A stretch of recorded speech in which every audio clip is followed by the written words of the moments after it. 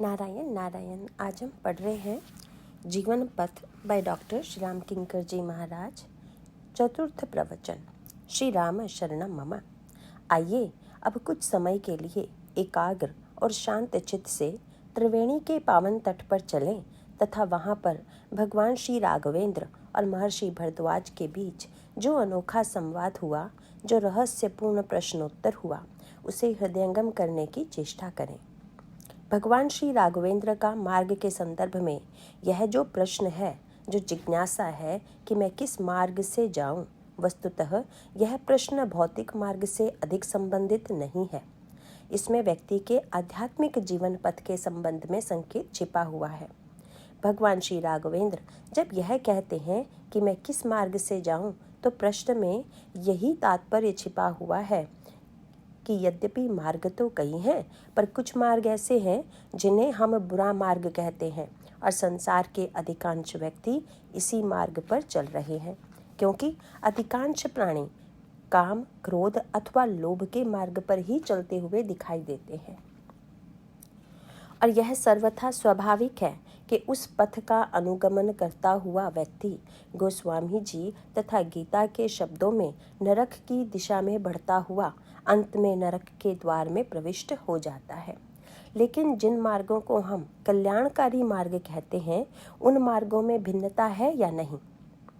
क्या किसी मार्ग के विषय में दावे से यह कहा जा सकता है कि संसार में समस्त प्राणियों के लिए एकमात्र यही मार्ग है? वैसे ऐसा भी दावा किया गया। उपनिषद के एक मंत्र में इस प्रकार का दावा करते हुए कहा गया कि इस मार्ग को छोड़कर कल्याण का कोई अन्य मार्ग नहीं है, नान्यत पंथा विद्यते अनयाय। इस प्रकार आचार्यों तथा उपनिषद के ऋषियों ने कभी कभी यह आग्रह तो किया, यह दावा तो किया कि मनुष्य के कल्याण का एकमात्र मार्ग यही है, लेकिन व्यापक संदर्भ में देखने पर ऐसा लगता है कि इस आग्रह का सही उद्देश्य किसी पथ विशेष के प्रति निष्ठा उत्पन्न करना है। आपने यदि पुराणों की परंपरा का अध्ययन किया होगा तो आपको उन विभिन्न पुराणों में भी यह बात मिलेगी। हमारे पुराणों में अलग अलग देवताओं की प्रधानता की परंपरा है। किसी में शिव की प्रधानता मिलेगी, किसी में विष्णु की प्रधानता दिखाई देगी और किसी में सूर्य की। इस प्रकार से ईश्वर के विविध रूपों की शैली यह है कि उसमें कभी कभी जब एक की प्रशंसा की गई तो उसके साथ साथ दूसरे की निंदा भी कर दी गई। यद्यपि साधारण व्यक्ति पढ़कर चकरा जाता है, क्योंकि 18 पुराणों के रचयिता अगर अलग अलग महापुरुष होते और वे अलग अलग बातें कहते, तब तो लगता कि भाई सबका मत अलग अलग है। पर जब यह दावा किया जाता है कि 18 पुराणों के रचयिता भगवान व्यास ही हैं, तब यह प्रश्न उठना स्वाभाविक हो जाता है कि एक ही महापुरुष एक पुराण में तो भगवान शंकर की सर्वोच्चता का प्रतिपादन करे और दूसरे पुराण में भगवान विष्णु की महिमा को सर्वोच्च बताए, तो फिर इसका सीधा सा अभिप्राय यही है कि हमें पुराणों की शैली को, व्यास जी की शैली को समझने की आवश्यकता है। इसे एक व्यवहारिक दृष्टांत के रूप में देखना चाहें तो यूँ कह सकते हैं कि अगर किसी का विवाह हो रहा हो और उस विवाह में दूल्हे की सुंदरता का वर्णन किया जा रहा हो, बारात के स्वागत का वर्णन किया जा रहा हो, तो यह तो स्वाभाविक ही है। किंतु यदि आप किसी की बारात में सम्मिलित होने के लिए जाएं और वहां पर लगे किसी दूसरे बारात की प्रशंसा करने कि वहां पर तो बहुत बढ़िया भोजन बना था, और ऐसी भूल बहुत से लोग करते हैं, पर इसका अर्थ तो यही है कि सामने वाले व्यक्ति की आप निंदा कर रहे हैं। इसीलिए हम लोगों के यहाँ शास्त्रीय परंपरा यह रही है कि जब एक तीर्थ में जाएं तब किसी दूसरे तीर्थ की प्रशंसा ना करें। जैसे विवाह के अवसर पर जिस दूल्हे का विवाह होता है, उस समय वही दूल्हा मुख्य केंद्र होता है, उसी को सर्वश्रेष्ठ आसन पर बैठाया जाता है, भले ही संबंध और अवस्था में उससे बड़े लोग उस समय वहाँ पर हों। किंतु जब उसे वर चुन लिया गया, तब तो वही सर्वोच्च आसन पर प्रतिष्ठित होगा। उस समय तो उसी के गीत गाना, उसी की प्रशंसा करना, यही उपयुक्त शिष्टाचार है। इस प्रकार तीर्थ के संदर्भ में भी यही बात है। कि यदि हम एक तीर्थ में नहा धो रहे हों तथा दूसरे तीर्थ के गुण गा रहे हों तो इसका अभिप्राय है कि हमें सामने वाले तीर्थ के गौरव पर विश्वास नहीं है। तो यह जो पुराणों तथा ऋषियों की शैली है, इसका तात्पर्य यही है कि जब वे किसी मत विशेष का प्रतिपादन करते हैं तो सामने वाले के मन में विश्वास तथा श्रद्धा उत्पन्न करने के लिए उसी मत की महिमा की सर्वोच्चता का वर्णन करते हैं। रामायण में गोस्वामी जी ने इस संबंध में 2 सूत्र दिए हैं। पार्वती जी ने भगवान शंकर से पूछा, आप कृपा करके बताइए कि भगवान का अवतार क्यों होता है। तो भगवान शंकर ने तुरंत कहा, पार्वती, हरि अवतार हे तुझे ही होई, इदमित्थम कही जाय न सोई। भगवान का अवतार क्यों होता है, इस विषय में दावे से कोई व्यक्ति यह नहीं कह सकता कि बिल्कुल सही सत्य है। इसीलिए यह एक विशेष शब्द रामचरितमानस का है, इदमित्थम कही जाय न सोई। और ठीक इससे उल्टा एक वाक्य मिलेगा आपको रामायण के उत्तरकांड में। काकभुशुंडी जी से गरुड़ जी पूछ रहे हैं और वहाँ काकभुशुंडी जी दावा करते हुए कहते हैं, विनिश्चितम वदामि ते न अन्यथा वचांसी में। मैं दावा करता हूँ कि जो बात मैं कह रहा हूँ वह बिल्कुल ठीक है। तो भाई यह तो बड़ी विचित्र सी बात लगती है, क्योंकि गुरु कहे कि मैं दावा नहीं करता और चेला कहता है कि मैं दावा कर रहा हूँ। शंकर जी गुरु जी हैं, वे दावा नहीं कर रहे हैं और काकभुशुंडी जी शिष्य हैं, किंतु वे कहते हैं कि मैं दावे से कह रहा हूँ। और जब बड़े आग्रह पूर्वक गरुड़ जी पूछते हैं तब वे सबको एक साथ जोड़ते हुए कह देते हैं कि मैं जो कह रहा हूँ यही ठीक मत है और सबका यही मत है कि भगवान के चरणों में प्रेम करना चाहिए। सब कर मत खगनायक एहा, करई राम पद पंकज नेहा।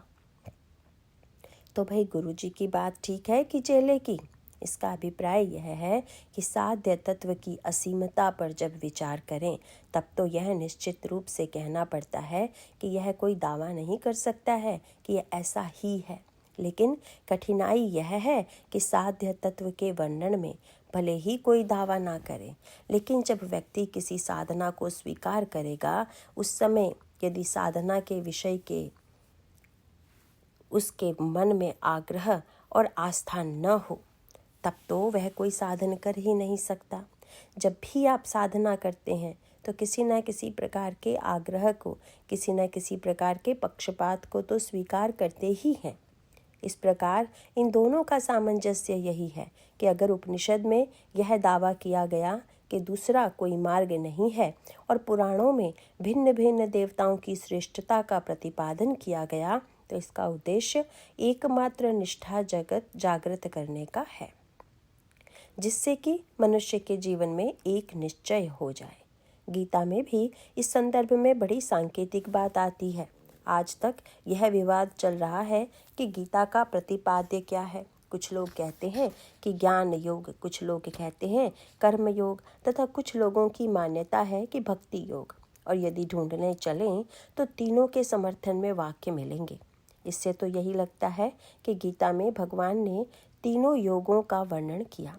वैसे यह तो ठीक ही है कि भगवान ने तीनों योगों का प्रतिपादन किया, क्योंकि भगवान जो उपदेश देते हैं वह किसी व्यक्ति के लिए नहीं है। भले ही वह किसी व्यक्ति को निमित्त बनाकर दिया जा रहा हो, किंतु भगवान जो उपदेश देते हैं वह सार्वकालिक है, सार्वदेशिक है और सार्वजनीन है। और जब सबके लिए है तो यह स्वाभाविक है कि उसमें समस्त योगों का वर्णन होगा। तो गीता में सभी योग हैं, यह तो ठीक है, पर अर्जुन का एक दूसरा पक्ष भी है। समस्त योगों का वर्णन सुनने के पश्चात अर्जुन ने 2 प्रसंगों में बड़ी मीठी बात भगवान से कही। उन्होंने कहा, महाराज आप जो बातें सुना रहे हैं उनसे तो मैं बड़े चक्कर में पड़ गया हूँ। व्यामिश्रेणेव वाक्येन बुद्धिम मोहयसीव में। क्योंकि आप कभी संन्यास योग की बात कहते हैं तो कभी कर्म योग की प्रशंसा करते हैं, और मैं जब आपके मुख से इस प्रकार मिली जुली बात सुनता हूँ तो उससे मेरे मन में भ्रम उत्पन्न होता है। इसीलिए अर्जुन ने कहा, महाराज जो बातें आपने कही हैं यद्यपि वे सब ठीक होंगी, पर तदेकम वद निश्चित्य येन श्रेयो हम आपनियाम। आप कृपा करके बता दीजिए कि मुझे क्या करना है। और तब भगवान कर्मयोग का इतना विस्तृत वर्णन करने के पश्चात भी अंत में अर्जुन से एक बड़ी विचित्र बात कह देते हैं कि सर्वधर्मान परित्यज्य मामैकम शरणं व्रज। अर्जुन, तुम सभी धर्मों का परित्याग कर मेरी शरण में आ जाओ। किंतु भाई प्रश्न यह उठता है, केवल यही एक श्लोक भगवान प्रारंभ में कह देते और अर्जुन उसको स्वीकार कर लेता, किंतु ऐसा क्यों नहीं किया? यदि हम विचार करके देखें तो हमें यह लगेगा कि इसके द्वारा भगवान ने एक ओर तो जितने भी पक्ष समाज में हो सकते हैं उन सब का सांगोपांग वर्णन किया, किंतु दूसरी ओर जब अर्जुन ने कहा महाराज यह तो आपने सबके लिए बताया और अब मेरे लिए कौन सा मार्ग श्रेयस्कर है, आप यह भी तो बताइए। और तब भगवान कहते हैं कि तुम्हें तो बस शरणागति का ही अनुगमन करना चाहिए। इसका तात्पर्य है कि मार्ग अनगिनत हैं। मार्ग अनगिनत होने के दो तात्पर्य हैं। एक तो लक्ष्य की भिन्नता से मार्ग में भिन्नता होती है, क्योंकि अगर किसी को अलग अलग नगर में जाना हो तो उसके लिए अलग अलग मार्ग होंगे। लेकिन याद रखिए कि केवल लक्ष्य की भिन्नता से ही मार्ग में भिन्नता नहीं होती, बल्कि लक्ष्य के एक होने पर भी मार्ग में भिन्नता हो जाती है। दृष्टांत के रूप में इसे हम यूँ कह सकते हैं कि यद्यपि आप लोगों ने श्रोताओं का लक्ष्य कथा में आना था, परंतु फिर भी आप सब लोग एक ही मार्ग से कथा में नहीं आए हैं, क्योंकि मार्ग का निर्णय केवल लक्ष्य से ही नहीं होगा, अपितु मार्ग का निर्णय इस बात से होगा कि आप किस नगर के रहने वाले हैं। इसका अभिप्राय है कि एक ही स्थान पर जाने वाले व्यक्ति अलग अलग नगरों में रहते हैं तो उनके मार्ग भिन्न भिन्न हो जाएंगे। इसी तरह जिनके जीवन में एक ही लक्ष्य ईश्वर की प्राप्ति होता है, उनके जीवन में भी मार्ग की भिन्नता होती है। इसीलिए रामचरितमानस और गीता में समन्वय का यही जो तत्व है वह आपको पूरी तरह मिलेगा। गीता में भी कर्मयोग, ज्ञान योग, भक्ति योग तथा समर्पण योग की समग्रता आपको मिलेगी। और श्री रामचरितमानस में भी इसी समन्वय सूत्र का प्रतिपादन करते हुए एक ओर कहा गया कि सत्य के विषय में दावा नहीं किया जा सकता, यह भी एक पक्ष है और मैं बिल्कुल ठीक कह रहा हूँ। काकभूषुंडी जी के इस दावे का दूसरा पक्ष है। गोस्वामी जी से पूछा गया कि शंकर जी तो कहते हैं कि कुछ कहा नहीं जा सकता और काकभूषुंडी जी कहते हैं कि मैं दावे से कह रहा हूँ, परंतु आपका विचार क्या है? तो गोस्वामी जी ने कहा, भाई जो वक्ता जहाँ पर बैठा है वहीं से बोलता है। काकभूषुंडी जी सुमेरु शिखर पर बैठे हैं, वे वहाँ से दावा करते हैं, परंतु गोस्वामी जी स्वयं ऐसा नहीं करते। कि कवितावली रामायण में उनसे जब यह जिज्ञासा की गई कि आपकी दृष्टि में जीवन का फल क्या है, तो वे तुरंत गिनाने लगे। सिय राम स्वरूप अगाध अनूप, बिलोचन मीनन को जलु है। श्रुति राम कथा मुख राम को नामू, हिये पुनि राम ही को थलु है। मति राम ही सो गति राम ही सो, रति राम सो राम ही को बलु है। पूछा गया, महाराज यह सब लोगों का मत है? तो तुलसीदास जी बड़ी नम्रता से बोले कि सब की न कहें। भाई काकभूषुंडी जी भक्ति के आचार्य हैं, वे तो दावा कर सकते हैं, लेकिन मैं वैसा दावा कैसे करूं? मैं तो बस इतना कह सकता हूं कि सबकी न कहें तुलसी के मतें, इतनो जग जीवन को फलु है। इसका तात्पर्य है कि आचार्य आचार्य की भाषा में बोलेगा, संत संत की भाषा में बोलेगा, भक्त भक्त की भाषा में बोलेगा और कर्मयोगी कर्मयोगी की भाषा में बोलेगा। आप जिस नगर में रहते हैं वहीं से यात्रा प्रारंभ करेंगे। इसीलिए आपका मार्ग निश्चित रूप से एक कभी नहीं हो सकता। जितने सही मार्ग पर चलने वाले साधक हैं उनके मार्ग में भी भिन्नता है।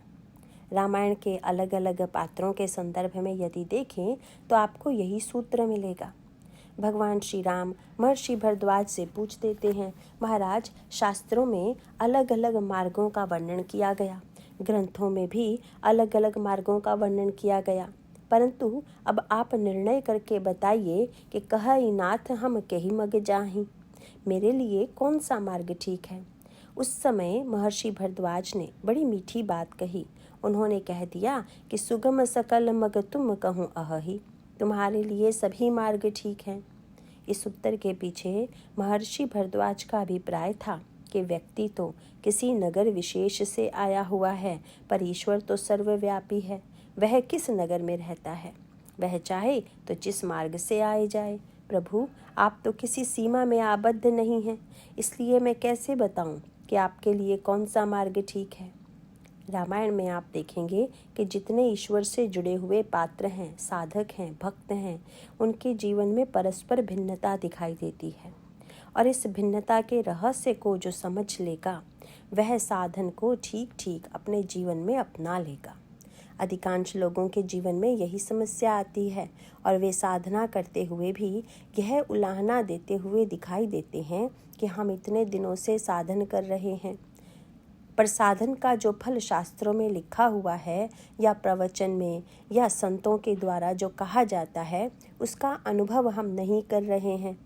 इस प्रश्न का निराकरण करने के लिए दो बातें कही जा सकती हैं। एक तो यह कि शास्त्रों एवं व्याख्याकारों के द्वारा जो कहा गया है वही सत्य न हो, अथवा जो कहा गया है वह सत्य तो हो पर कहीं ना कहीं हमसे ही भूल हो रही हो। इसके लिए गोस्वामी जी विनय पत्रिका में बड़ा सुंदर दृष्टांत देते हैं। गोस्वामी जी कहते हैं कि पहले आप साधन के विषय में निर्णय कर लीजिए। लेकिन साधन का निर्णय कैसे होगा, बस यह बात सबसे महत्वपूर्ण है। मान लीजिए एक व्यक्ति ऐसे गांव का रहने वाला हो जिस गांव में पहुंचने के लिए सड़क तक नहीं है और वहां पर बैलगाड़ी ही यात्रा का एकमात्र साधन है। पर कहीं भाषण में वह व्यक्ति हवाई जहाज की महिमा सुन ले और महिमा को सुनकर यदि वह निर्णय करे कि हम हवाई जहाज में ही यात्रा करेंगे, तो फिर वह व्यक्ति जीवन में यात्रा कभी नहीं कर पाएगा। उसे तो हवाई जहाज की महिमा को दूर ही रखना चाहिए तथा बैलगाड़ी का महत्व समझना चाहिए। उसकी यात्रा का प्रारंभ तो बैलगाड़ी से ही होगा, क्योंकि वह जहाँ रहता है वहाँ बैलगाड़ी ही सुलभ है। अधिकांश लोगों के जीवन में समस्या यह होती है कि वे ऊंची बात सुनते अथवा ग्रंथों में पढ़ते हैं, तो उनमें से जो बात बहुत ऊंची लगती है वे उसी को अपने जीवन में उतारना चाहते हैं। कई लोग तो पूछते हैं कि सबसे ऊंची बात क्या है। मैं कहूँगा कि आप यह पता बिल्कुल मत लगाइए कि सबसे ऊंची बात क्या है, अपितु यह पता लगाने की चेष्टा कीजिए कि हमारे लिए सबसे ऊंची बात क्या है। आप कहाँ हैं, सबसे पहले आप इस पर विचार कीजिए, क्योंकि आप जहाँ बैठे हुए हैं वहीं से साधना प्रारंभ कीजिए। इसी बात का महत्व बताते हुए तुलसीदास जी विनय पत्रिका में कहते हैं कि तरु कोटर महबस बिहंग, तरु काटे मरे न जैसे, साधन करई विचारहीन, मन शुद्ध होई नहीं तैसे। जस आमय भेषज न कीन्ह तस, दोष कहा दिरमानी। रामचरितमानस के उत्तरकांड में जहाँ पर गोस्वामी जी मानस रोगों का वर्णन करते हैं, वहाँ पर वे अत्यंत सांकेतिक रूप में इसका वर्णन करते हैं।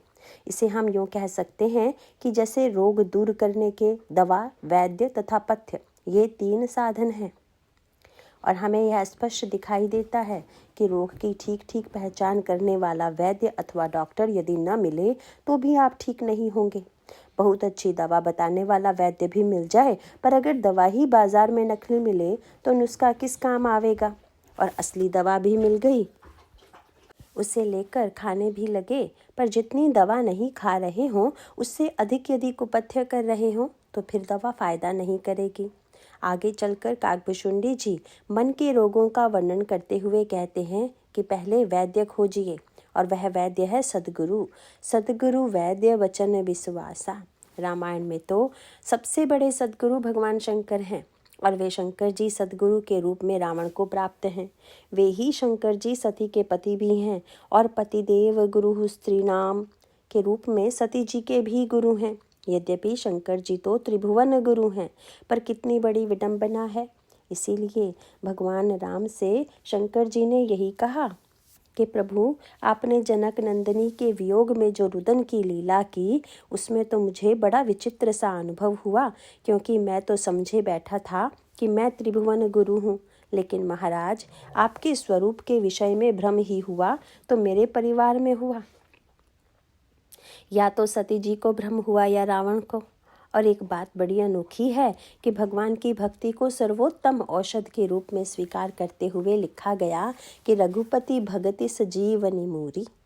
और भक्ति की यही दिव्य दवा सती जी को दी जा रही थी, क्योंकि शंकर जी सती को कथा सुनाने के लिए अगस्त्य जी के पास लेकर गए और कथा का श्रवण दूसर रति मम कथा प्रसंगा के अनुसार भक्ति ही तो है। इसका अभिप्राय है कि यहाँ पर वैद्य भी बहुत बढ़िया है, दवा भी सर्वोत्तम है, लेकिन फिर भी बात उल्टी हो गई, क्योंकि सती का रोग बढ़ गया। सती जी भगवान शंकर के साथ कथा में गईं। गोस्वामी जी कथा की महिमा का वर्णन करते हुए कहते हैं कि निज संदेह मोह भ्रम हरणी, करऊं कथा भव सरिता तरनी। मैं संदेह मोह और भ्रम को दूर करने वाली तथा संसार रूपी नदी को पार करने वाली कथा सुना रहा हूँ। और आप याद रखिएगा कि कथा नाव तो है, पर नाव डूबती हुई दिखाई देती है कि नहीं। इसका सीधा सा तात्पर्य है कि यद्यपि नाव तो अत्यंत सुदृढ़ होनी ही चाहिए, पर नाव बहुत बढ़िया होने के बाद भी अगर बैठने वाले व्यक्ति असंतुलित हो जाएं, यात्री यदि संभल कर ना बैठे, तो नाव अवश्य डूब जाएगी। क्योंकि बढ़िया नाव में भी जितना बोझ उठाने की सामर्थ्य होगी, अगर उससे ज़्यादा बोझ लाद दिया जाएगा तो भी नाव डूब जाएगी। कथा की नाव में यद्यपि बोझ उठाने की बड़ी सामर्थ्य है, लेकिन इतना होते हुए भी कथा की नाव में अहंकार का बोझ उठाने की सामर्थ्य नहीं है। अगर कोई अहंकार का भार लेकर कथा की नाव में बैठेगा तो नाव के डूबने की संभावना अधिक रहेगी। जीवन में लाभ नहीं हो रहा है तो ढूंढिए कि कौन सी कमी रह गई है। कहीं सद्गुरु की कमी तो नहीं रह गई, कहीं कपट मुनि जैसा नकली गुरु जैसे प्रताप भानी को मिला वैसे ही हमें भी तो नहीं मिल गया है। कहीं कालनेमी की तरह तो वैद्य नहीं मिल गया, क्योंकि कालनेमी के समान वैद्य मिलने पर भी समस्या रहेगी। पर अगर भगवान शंकर के समान योग्य वैद्य मिल गया तब तो कोई समस्या ही नहीं है। परंतु उसके साथ गोस्वामी जी ने यह वाक्य और जोड़ दिया कि सद्गुरु वैद्य बचन विश्वासा, संजम यह न विषय कई आशा, रघुपति भगति सजीवन मूरी, अनुपान श्रद्धा मति पूरी। एही विधि भले ही सुरोग न साही, नाहित जटन कोटि नहीं जाही। उन्होंने कहा कि केवल सद्गुरु रूपी वैद्य के होने से ही काम नहीं चलेगा, अपितु उसके वचनों पर विश्वास भी होना चाहिए। भक्ति की दवा हो, किंतु उसके साथ श्रद्धा का अनुपान अवश्य हो, और उसके पश्चात विषय में कुपथ्य का परित्याग भी हो। जब इतनी वस्तुएं एकत्रित होती हैं, तब कहीं जाकर मन के रोगों का नाश होता है। यदि हमारे जीवन में लाभ नहीं हो रहा है तो आत्मनिरीक्षण करके देखें कि हमसे कोई त्रुटि तो नहीं हो रही है।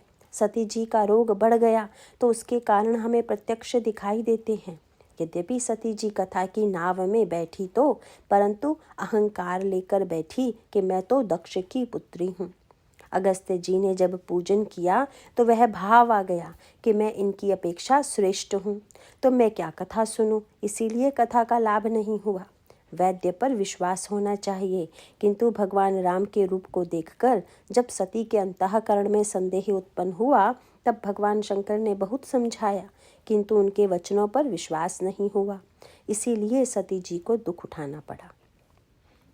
इसे दृष्टांत के रूप में हम यूँ कह सकते हैं कि आप यदि विश्व के सबसे बड़े चिकित्सक को अपना चिकित्सक तो बना लें, किंतु जब दवा करना हो तब आप अपने मन की ही दवा करें, तो क्या इससे रोग ठीक हो जाएगा? ठीक यही समस्या रावण के जीवन की है। रावण के मन में जब यह प्रश्न आया कि राम मनुष्य हैं अथवा ईश्वर, उस समय उसे गुरु के पास जाकर यह संशय उनके समक्ष रखना चाहिए था, क्योंकि गुरु का वर्ण ही संशय को दूर करने के लिए किया जाता है। पर रावण संदेह उत्पन्न होने के बाद शंकर जी के पास नहीं गया। रावण से किसी ने पूछा कि तुम शंकर जी के पास क्यों नहीं जाते? तो रावण ने कहा कि अब क्या 10 सिर वाला 5 सिर वाले से ही पूछेगा तो फिर तुमने गुरु क्यों बनाया? तो उसने कहा, भाई गुरु बनाना चाहिए, इसलिए मैंने भी गुरु बना लिया। कुछ लोग गुरु बनाने के लिए ही गुरु बनाते हैं कि बहुत सी वस्तुओं के साथ गुरु भी होना चाहिए, और गुरु जितना प्रसिद्ध हो उतना ही बढ़िया है, ऐसा मानकर गुरु बनाते हैं। रावण ने गुरु का वर्ण किया, पर शंकर जी के वचनों पर विश्वास नहीं किया, गुरु की दवा का सेवन नहीं किया, और उसके जीवन में निरंतर कुपथ्य ही दिखाई दे रहे हैं। इसीलिए रावण के जीवन में निरंतर दोषों की वृद्धि होती गई। इसमें कोई आश्चर्य नहीं है। इसीलिए गोस्वामी जी विनय पत्रिका के पद में कहते हैं कि जस आमय भेषज नकीन तस दोष कहा दिर मानी। जैसा रोग था वैसी दवा नहीं की गई तो फिर बेचारे वैद्य का क्या दोष। वस्तुतः जब हमारे जीवन में साधन करते हुए भी लाभ न मिल रहा हो तो हमें यह पता लगाना चाहिए कि हमने सही मार्ग का, सही साधन का चुनाव किया है कि नहीं, तथा साधन के लिए जो बातें होनी चाहिए उनका हम ठीक ठीक पालन कर रहे हैं कि नहीं। अगर दोनों बातों का ध्यान हम रख रहे हैं तो ऐसा हो ही नहीं सकता कि व्यक्ति को साधना के बाद सफलता ना मिले। इस संदर्भ में वह व्यंग्यात्मक गाथा आपने अवश्य सुनी होगी, जिसमें यह बताया गया है कि किसी व्यक्ति ने सोचा कि रात्रि में नौका चलाकर यात्रा करेंगे तो बड़ा आराम रहेगा, क्योंकि उस समय धूप नहीं रहेगी, इसीलिए शीतलता तथा शांति में यात्रा होगी। बेचारा रात्रि में नाव पर बैठा और रात भर नाव खेता रहा। सुबह हुई तो उजाले में देखा कि रात्रि को जहाँ से चले थे वहाँ पर ही हैं। बड़ा आश्चर्य हुआ उसे। उसने सोचा कि मैंने इतने घंटे नाव खेई, मुझे तो काफ़ी दूर पर होना चाहिए था, पर यह क्या हुआ? तो किसी बुद्धिमान व्यक्ति ने बताया कि भले मानुष, तुम नाव तो खेते रहे पर लंगर हटाया ही नहीं। इस तरह तो अगर जिंदगी भर भी नाव खेते रहो फिर भी जहाँ के तहाँ ही रहोगे। ठीक यही बात साधन के संबंध में भी है। रामायण में ये जो विविध मार्गों का वर्णन किया गया है वे विविध मार्ग हैं क्या? विविध मार्ग तो यद्यपि कविता की भाषा है, किंतु विविध मार्ग का अभिप्राय है साधना के विविध रूप, और इन साधना के विविध रूपों के चुनाव में कैसे भूल होती है इसके 1-2 दृष्टांत मैं आपके सामने रखूँगा। रामायण में जितने पात्र हैं उनके चरित्र में, उनके जीवन में आपको भिन्नता दिखाई देगी। श्री लक्ष्मण जी, श्री भरत जी, श्री हनुमान जी, ये सब भगवान के महानतम भक्त हैं, पर इनके जीवन में भिन्नता दिखाई देती है कि नहीं? जैसे श्री हनुमान जी महाराज ने अपने जीवन में ब्रह्मचर्य व्रत ले लिया, कभी विवाह नहीं किया, पर श्री भरत जी तथा लक्ष्मण जी के जीवन में विवाह का वर्णन है। तो बाल ब्रह्मचारी हनुमान जी श्रेष्ठ हैं या विवाहित भरत जी श्रेष्ठ हैं? इसका उत्तर क्या हो सकता है?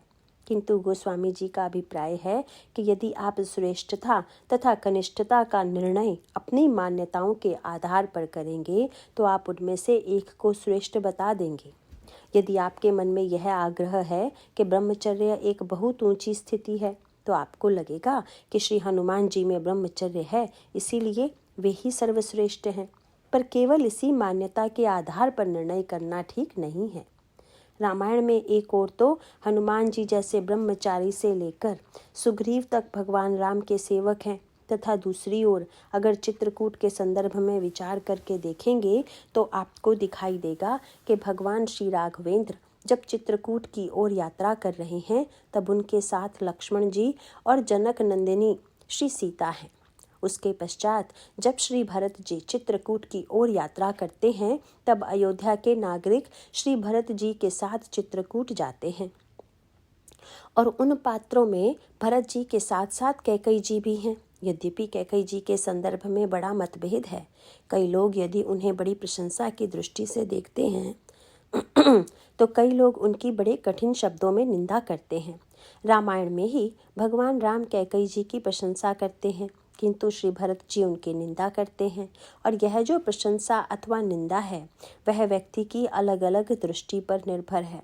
जब भगवान श्री राम चित्रकूट में कैकेयी जी की प्रशंसा करने लगे तब श्री भरत जी की आंखों में आंसू आ गए। प्रभु यह सोचकर बड़े प्रसन्न हुए कि भले ही भरत जी कैकेयी जी की आलोचना करते रहे हों, परंतु आज जब मैं प्रशंसा कर रहा हूँ तो गदगद हो रहे हैं।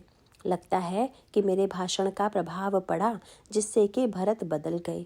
उन्होंने श्री भरत की ओर देखा और पूछा कि भरत, अभी जो मैंने माँ की कथा सुनाई वह तुम्हें कैसे लगी? सुनकर तुम्हारी आंखों में आंसू आ गए, लगता है तुम्हें बड़ा सुख मिला। परंतु भरत जी ने कहा, महाराज, आंसू कथा सुनकर नहीं आए, अपितु कथावाचक को देखकर आ गए। क्यों? मैं सोचने लगा कि जिन कैकई ने आपको इतना कष्ट दिया, जब उनका गुण स्वयं आप गा रहे हैं तो लगा कि आप कितने उदार हैं, जो अपने को कष्ट देने वाले का भी गुण गा सकते हैं। प्रभु, इससे मुझे उनके गुण की याद नहीं आ रही है, मुझे तो आपके गुण की याद आ रही है। यही अपनी अपनी भिन्न दृष्टि है, और यह भिन्नता प्रत्येक क्षेत्र में है। जैसे मनुष्य की आकृति में भिन्नता है, मनुष्य के स्वभाव में भिन्नता है। अगर एक ही प्रकार के आचरण युक्त व्यक्तियों को ईश्वर की प्राप्ति का निर्देश कर दिया जाए तो आपकी मान्यता के आधार पर भले ही वह ठीक हो, लेकिन ईश्वर तो आपकी मान्यता से बंधा हुआ है नहीं। आपके जीवन की जो मान्यताएं हैं उन्हें आपको मानना चाहिए। श्री भरत की दृष्टि भी भरत के साथ है और भगवान की दृष्टि भगवान के साथ है। श्री भरत भी चित्रकूट पहुँचते हैं और साथ में कैकेयी जी भी पहुँचती हैं। गोस्वामी जी कहते हैं कि जब श्री भरत जी चित्रकूट जा रहे थे तो मैं भी उनके साथ चला गया। किसी ने तुलसीदास जी से पूछा कि आप भरत जी के साथ क्यों गए? तो उन्होंने कहा, भाई, एक तो मैंने देखा कि यहाँ पर बहुत अधिक भीड़ भाड़ जा रही है, भरत जी अकेले नहीं जा रहे हैं। और जब मैंने यह देखा कि भरत जी के साथ उस भीड़ में प्रभु को वन भेजने वाली कैकेयी जी भी जा रही हैं, तो मुझे लगा कि जब कैकेयी जी जा सकती हैं तो मैं भी जा सकता हूँ। और यही संकेत दूसरे संदर्भ में भी है। रामायण के महानतम पात्र बाल ब्रह्मचारी श्री हनुमान जी और सबसे दुर्बल चरित्र वाले सुग्रीव, दोनों यदि दूर होते तो कोई बात नहीं, परंतु इससे बढ़कर विचित्र बात कोई और नहीं हो सकती कि ये दोनों पात्र अत्यंत निकट हैं। जीवन भर हनुमान जी तथा सुग्रीव में वही भावना रही। और उससे भी बड़ा आश्चर्य तब दिखाई देता है जब भगवान राम सभी बंदरों को वस्त्राभूषण पहना कर विदा करते हैं। उस समय अन्य बंदर तो चले गए, परंतु अंगद बैठे रह गए। और जब अंगद जी बैठे रहे तो प्रभु नहीं बोले, क्योंकि अपनी ओर से किसी से जाओ कहना तो ठीक नहीं है, इसीलिए प्रभु ने कुछ नहीं कहा। लेकिन अंगद ही से त्रुटि हो गई, क्योंकि यदि वे बैठे रहे थे तो फिर बैठे ही रह जाते, पर वे बैठे नहीं रह पाए। अंगद ने जब देखा कि सब चले गए तो वे अचानक भगवान के पास आ गए। उस समय भगवान अगर पूछते कि अंगद तुम क्यों नहीं गए, तब तो वे बात समझ में आती जो अंगद ने कही। यद्यपि प्रभु ने अपनी ओर से ही पूछा कि अंगद तुम क्यों नहीं गए, पर अंगद अपनी ओर से नहीं बोल पड़े। इसमें उनकी मानसिक दुर्बलता दिखाई दे गई। उनके मन में कहीं ना कहीं यह भय था कि कहीं ऐसा ना हो जाए कि भगवान बाद में मुझे भेज ही दे। इसीलिए अभी से निर्णय हो जाए कि रहना है या जाना है। अगर जाना ही है तो जब सब साथी जा रहे हैं, इन्हीं के साथ हम भी चले जाएं। इनका साथ क्यों छूटे? भगवान समझ गए कि अभी बैठने की अडिगता वाली वृत्ति इनमें नहीं है। हम लोगों के जीवन में एक दुर्बलता होती है कि जब हमारा किसी मान्यता विशेष के प्रति बहुत आग्रह होता है तो हम दूसरों को भी केवल उसी आधार पर परखना चाहते हैं। हाँ, अपनी मान्यता पर हम खरे उतरें, अपनी मान्यता के अनुकूल हम अपना जीवन बनाएं, यह तो उचित है। हनुमान जी अगर कहीं अपनी कसौटी पर सुग्रीव को कस कर देखते, तब तो सुग्रीव से जीवन में न जाने कब का साथ छूट गया होता। किंतु हनुमान जी ऐसा नहीं करते हैं, और भगवान श्री राघवेंद्र भी सुग्रीव, अंगद तथा हनुमान जी से एक ही प्रकार का व्यवहार नहीं करते, और न ही ये तीनों प्रभु से एक ही प्रकार के व्यवहार की आशा करते हैं। रामचरितमानस में यह भिन्नता आपको दिखाई देगी। सुग्रीव को भगवान ने विदा किया तो वे सरलता से चले गए। अंगद से भगवान ने कुछ नहीं कहा तो वे स्वयं उठकर आ गए तो बड़ी सुंदर प्रार्थना करने लगे। अंगद भगवान से कहते हैं कि महाराज, मरती बेर नाथ मोहि बाली, गयऊँ तुम्हारे ही कौछे घाली, असरन सरन बिरधु संभारी, मोहि जनि तजहु भगत हितकारी। मोरे तुम प्रभु गुरु पितु माता, जाऊं कहाँ तजि पद जल जाता, तुम ही विचारी कहु नर नाहा, प्रभु तजी भवन काज मम काहा। इन पंक्तियों को पढ़कर हंसी आती है, क्योंकि अंगद ने कहा, प्रभु मरते समय बाली मुझे आपकी गोद में डाल गया था, तो क्या भगवान को याद नहीं था कि जो भगवान को याद दिलाया जा रहा है। पर प्रभु की विलक्षणता यह है कि वे सब जानते हैं और जो व्यक्ति वहाँ बैठा है उससे वैसी ही बात करते हैं। अंगद जहाँ बैठे हुए हैं उनसे वही आशा करते हैं और उसी के अनुरूप उनसे प्यार करते हैं। भगवान जानते हैं कि अंगद कहीं अन्यत्र बैठे हुए हैं, सुग्रीव की अवस्थिति कहीं अन्यत्र है, हनुमान जी की अवस्थिति सर्वदा पृथक है, और जो जहाँ है उसी के अनुसार यदि अपने लिए सही मार्ग वह चुनेगा तब तो ठीक है, पर अगर कहीं वह उस भाषा को बोलेगा जो दूसरी अवस्थिति की है तब कठिनाई होगी। आप बैठे तो हुए हैं शरीर नगर में और भाषा बोल रहे हैं वेदांत नगर की, तो वह भाषा बिल्कुल सार्थक नहीं होगी। रामचरितमानस में इसका संकेत आता है। भगवान ने अंगद को हृदय से लगा लिया तथा वस्त्र धारण कराने के पश्चात अपने गले से माला निकालकर पहना दी। निज उर माल बसन मनी, बाल तनय पहिराय, विदा कीन्ही भगवान तब बहु प्रकार समझाई। और कहा, अंगद अब तुम जाओ। और जब अंगद चले गए तब बड़ी अनोखी सी बात यह आती है कि हनुमान जी भी चुपचाप चल पड़े, वे कुछ बोले ही नहीं। श्री भरत जी तथा श्री लक्ष्मण जी तो बड़े आश्चर्य से देखते रह गए, क्योंकि प्रत्येक व्यक्ति को आशा थी कि हनुमान जी यही कहेंगे कि मुझे अयोध्या में ही रहने की आज्ञा दीजिए। पर हनुमान जी ने एक बार भी प्रभु से नहीं कहा। यद्यपि सबकी विदाई तो हुई पर उनकी विदाई नहीं हुई, किंतु तब भी वे चल पड़े, क्योंकि श्री हनुमान जी की शैली ही सर्वथा भिन्न है और इसी कार्य से हनुमान जी के चरित्र की महानता का पता चलता है। हनुमान जी महान बाल ब्रह्मचारी हैं और सुग्रीव जी उनकी तुलना में विषयी हैं। होना तो यह चाहिए था कि सुग्रीव हनुमान जी के चरणों में गिरे, पर यहाँ पर गोस्वामी जी ने कहा, नहीं, तब सुग्रीव चरण गही नाना, भांति विनय कीन्हु हनुमाना। हनुमान जी सुग्रीव के चरणों में गिर गए और प्रार्थना करते हुए बोले, महाराज आपकी कृपा से ही मुझे भगवान मिले, क्योंकि देखा तो पहले आपने ही था भगवान को। अगर आपने मुझे न भेजा होता तो मुझे प्रभु कहाँ से मिलते। इसीलिए मैं चाहता हूँ कि अगर आप आज्ञा दें तो दिन 10 करी रघुपति पद सेवा, पुनि तव चरण देखी हूँ देवा। मैं 10 दिन तक प्रभु के चरणों की सेवा में रुक जाऊं। सुग्रीव की आंखों में आंसू आ गए। उन्होंने तुरंत हनुमान जी को हृदय से लगाकर कहा, पुण्य पुंज तुम पवन कुमारा, सेवहु जाई कृपा आगारा। सचमुच आप तो पुण्य पुंज हैं, आप जाकर कृपा निधान प्रभु की सेवा कीजिए। और जब जाने लगे हनुमान जी, तब अंगद ने हाथ पकड़कर कहा, कहेउ दंडवत प्रभु सैं तुम ही, कहूँ कर जोरी, बार बार रघुनायक ही सुरति करायो मोरी। मैं आपसे बार बार प्रार्थना करता हूँ कि प्रभु को मेरी याद दिलाते रहिएगा। हनुमान जी ने लौटकर जब अंगद का प्रेम प्रभु को सुनाया कि अंगद ने यह कहा है, तो लिखा हुआ है कि मगन भये भगवंत। अंगद के प्रेम को सुनकर भगवान मग्न हो गए। बड़ी विचित्र सी बात है कि अंगद के प्रेम में तो मगन हो रहे हैं और अंगद को बलपूर्वक विदा कर दिया।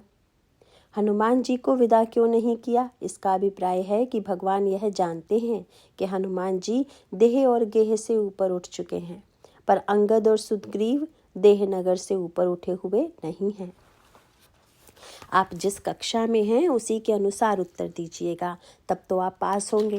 लेकिन अगर कहीं दूसरी कक्षा का उत्तर आपने दे दिया तब आप उत्तीर्ण नहीं होंगे, भले ही वह उत्तर कितना भी बढ़िया क्यों ना हो।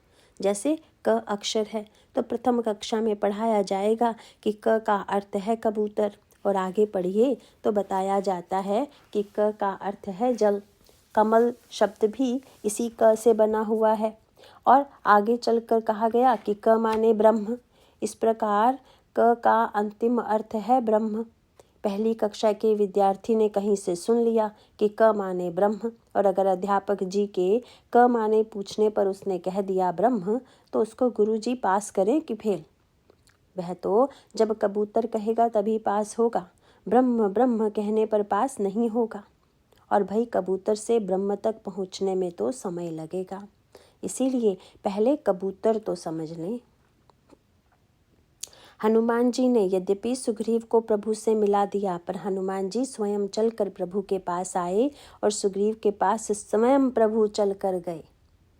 अगर चरित्र की दृष्टि से देखें तो हनुमान जी का चरित्र इतना ऊंचा है कि स्वयं उनके पास प्रभु को जाना चाहिए, और सुग्रीव के चरित्र में इतनी कमी है कि सुग्रीव को प्रभु के पास जाना चाहिए।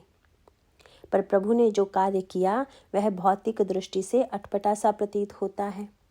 इसका सांकेतिक तात्पर्य है कि जो समर्थ है वह चल कर आए, और जो असमर्थ है प्रभु स्वयं उसके पास जाएं। और यही संसार का नियम भी है, क्योंकि घर में यदि कोई अस्वस्थ पड़ा हुआ है और वह आपको देखकर उठकर प्रणाम न करे तो क्या आप रूठ जाएंगे कि मुझे देखकर खड़ा नहीं हुआ? बड़ा अनुशासन विहीन है यह व्यक्ति। उस समय आप रुष्ट नहीं होते, क्योंकि आप अस्वस्थ व्यक्ति से वह आशा नहीं करते हैं जो स्वस्थ से करते हैं। और जब आप इतने उदार हैं कि सबसे एक ही आशा नहीं रखते, तो क्या हमारे प्रभु ही इतने अनुदार हैं कि वे सबको एक ही प्रकार की कसौटी पर कसकर देखेंगे? इसीलिए लिखा हुआ है कि मित्रता होने के पश्चात सुग्रीव जी जो भाषा बोलने लगे वह श्री लक्ष्मण वाली भाषा थी, श्री हनुमान जी की भाषा थी। यद्यपि बैठे तो थे देहनगर में, पर बोल रहे थे विदेह नगर की भाषा। भगवान श्री राघवेंद्र ने जो ही कहा, सुनो सुग्रीव मारी हो बाली ही एक ही बाण, ब्रह्म रुद्र शरणागत गए न उबरहि प्राण। सुग्रीव घबराओ नहीं, बाली का वध मैं एक ही बाण से करूँगा, उसको कोई बचाने वाला नहीं है। बस प्रभु का वाक्य सुनते ही अचानक सुग्रीव नई भाषा बोलने लगे। सुग्रीव ने कहा कि शत्रु मित्र सुख दुख जग माही, माया कृत परमारथ नाही। महाराज, शत्रु मित्र यह सब तो माया का खेल है, यह परमार्थ तत्व नहीं है। इसीलिए अब प्रभु कृपा करहूँ एहि भांति, सब तजी भजन करऊँ दिन राति। इसमें एहि भांति शब्द के अर्थ पर जरा ध्यान दीजिए। भगवान तो कृपा करके कह रहे हैं कि अच्छा सुग्रीव, तुम्हारे शत्रु को मारकर हम तुम्हारी पत्नी को मिला देंगे। पर सुग्रीव ने कहा, नहीं महाराज, जो कृपा आप कर रहे हैं पत्नी दिला देने की, शत्रु को मार देने की, यह मुझे नहीं चाहिए। प्रभु ने मुस्कुरा कर देखा, मानो जानना चाहते हैं कि तब फिर कौन सी कृपा चाहिए। सुग्रीव ने कहा, महाराज, अब प्रभु कृपा करहूँ एहि भांति, सब तजी भजन करऊँ दिन राति। अब तो बस सब कुछ छोड़कर भजन करें। अब आप देखिए कि काकभूषुंडी जी को तो भगवान उपदेश दे रहे हैं, सब तजी भजु मोहि, सब कुछ छोड़कर मेरा भजन करो। पर जब सुग्रीव कहते हैं कि मैं सब कुछ छोड़कर भजन करना चाहता हूँ, तो भगवान राम ने सुग्रीव की प्रार्थना को स्वीकार नहीं किया। इस पर यदि आप विचार करें तो आपको एक नया सूत्र प्राप्त होगा। यह प्रसंग का सीधा सा अर्थ यह है कि आप अधिक ऊंची बात सुनकर उसको दोहराने के चक्कर में बिल्कुल मत पड़िए। इसीलिए भगवान ने जब सुना कि मित्र इतनी ऊंची उड़ान पर पहुंच गया है, और प्रभु को यह सोचकर हंसी आई कि मैं तो ऊपर से उतर कर नीचे आ गया और यह नीचे से ऊपर चला गया, अब भला बराबरी कैसे बनेगी? या तो जब मैं ऊपर था तब यह ऊपर आ जाता, तब हम दोनों की बराबरी हो जाती, अन्यथा जब मैं इसके स्तर पर उतर आया तो यह भी यहीं पर रहता। सुग्रीव भगवान से कहते हैं कि शत्रु मित्र का भेद मिथ्या है, वस्तुतः यह तो धृष्टता की पराकाष्ठा है, क्योंकि भगवान तो सर्वज्ञ हैं। क्या उन्हें इस बात का ज्ञान नहीं है? इसीलिए गोस्वामी जी ने लिखा कि सुनी बिराग संजुत कपिबानी, बोले बिहसी राम धनु पानी। बंदर की वैराग्य भरी वाणी सुनकर भगवान हंसे। मानो व्यंग था कि जैसे बंदर एक डाल से दूसरी डाल पर चला जाता है, उसको समझने वाला व्यक्ति जानता है कि यह तो बंदर की छलांग है। इसी तरह आज सुग्रीव रूपी बंदर की छलांग जरा लंबी लग गई। भगवान ने तुरंत कह दिया, जो कहूँ कहु सत्य सब सोई, सखा बचन मम मृषा न होई। अयोध्या कांड में लक्ष्मण जी भी यही कहते हैं कि प्रभु, मैं किसी को नहीं जानता। गुरु पितु मातु न जानो काहू, कहु सुभाव नाथ पति आहू। मोरे सबई एक तुम स्वामी, दीन बंधु उर अंतर जामी। और यहाँ पर सुग्रीव कहते हैं कि यह सब कुछ नहीं है, किंतु भगवान श्री राम मुस्कुरा कर कहते हैं, मित्र तुमने तो बहुत बढ़िया बात कही है, पर मेरी भी बात झूठी नहीं होगी। सुग्रीव ने इसका सही अर्थ नहीं लिया। उन्होंने कहा, प्रभु लगता है आपको अपने सत्य की चिंता हो गई है कि अगर आप बाली को मारेंगे नहीं तो आपका वचन झूठा हो जाएगा, और अगर आपको अपना सत्य बचाना हो तो बाली से विरोध कीजिए। लेकिन मेरे मन में तो ज्ञान हो गया है, वैराग्य हो गया है, इसीलिए भगवान ने थोड़ा सा खेल करके दिखा दिया कि तुम तो नकली बात बोल रहे हो। सुग्रीव से भगवान ने कहा, अच्छा भाई पहले तुम थोड़ी गर्जना तो करो। इस वाक्य को सुनकर सुग्रीव चक्कर में पड़ गए। उन्होंने कहा, महाराज बाली को मारेगा कौन? प्रभु ने कहा, मैं। और लड़ेगा कौन? प्रभु बोले, लड़ोगे तुम। सुग्रीव ने कहा, प्रभु यह तो बड़ी विचित्र सी बात है, क्योंकि जब आप मारेंगे तो आप लड़िए, मैं क्यों लड़ूं? किंतु भगवान ने कहा, न लड़ोगे तुम और मारूंगा मैं। आगे चलकर वर्णन आता है कि सुग्रीव तथा बाली लड़ पड़े। बाली ने कसकर मुक्का मारा। पिटने के पश्चात रुआन से होकर सुग्रीव भगवान राम के पास आए और लगे प्रभु के लहाना देने कि आपने तो कहा था कि मैं बाली को मारूंगा। प्रभु ने तुरंत मुस्कुरा कर कहा, एक रूप तुम भ्राता दो, तेहि भ्रम ते नहीं मारे सो। मित्र तुम दोनों भाई इतने एक जैसे लगे कि मैं तो पहचान ही नहीं पाया। क्या सचमुच भगवान बाली सुग्रीव को नहीं पहचान रहे थे? वस्तुतः भगवान का अभिप्राय था कि जब तुम शत्रु मित्र से परे हो गए तो फिर मैं कैसे पहचान जाऊं कि कौन शत्रु और कौन मित्र है। प्रभु का तात्पर्य था, मित्र वह भाषा मत बोलो जो तुम्हारी नहीं है। लक्ष्मण जी बोलते हैं तो लक्ष्मण जी किस नगर के निवासी हैं, जरा यह भी तो देख लीजिए। तुलसीदास जी ने इसीलिए स्पष्ट लिख दिया कि राम बिलो की बंधु कर जोरे, देह गेह सब सन त्रिनु तोरे। वे तो सचमुच देह नगर तथा गेह नगर के ऊपर उठ गए हैं, और जो देह तथा गेह नगर से ऊपर उठ चुका है उसकी भाषा भिन्न है। पर जो देह और गेह नगर में बैठा हुआ है उससे भगवान कहते हैं, मित्र पहले देह गेह के नाते मित्रता करो, पहले तुम्हारा राज्य मिल जाए, तुम्हें तुम्हारी पत्नी मिल जाए। सुग्रीव बेचारे समझ गए। तुरंत भगवान जी से कहा, महाराज अभी जो शब्द मैंने भाषण में कहे थे वे मैं वापस लेता हूँ। प्रभु ने जानना चाहा कि अब तुम्हारा क्या विचार है। बोले, महाराज मैं जो कहा रघुवीर कृपाला, बंधु न होई मोर यह काला।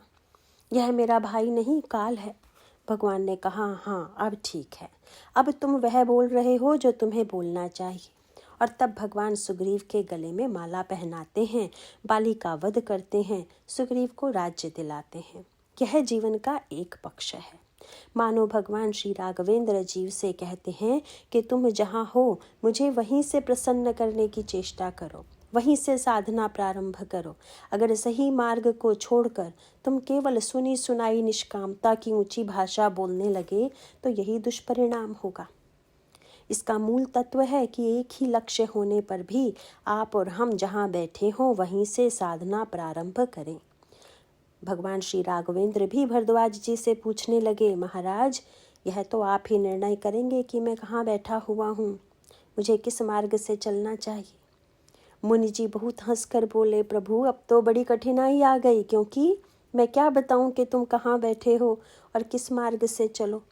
वस्तुतः भगवान के जीवन में समग्र मार्गों की सार्थकता है, पर इस समय वे जीव के लिए नरनाट्य कर रहे हैं कि जीव अपनी सही मार्ग का चुनाव कर सके। इसके बाद की चर्चा कल करेंगे। बोलिए सियावर रामचंद्र की जय।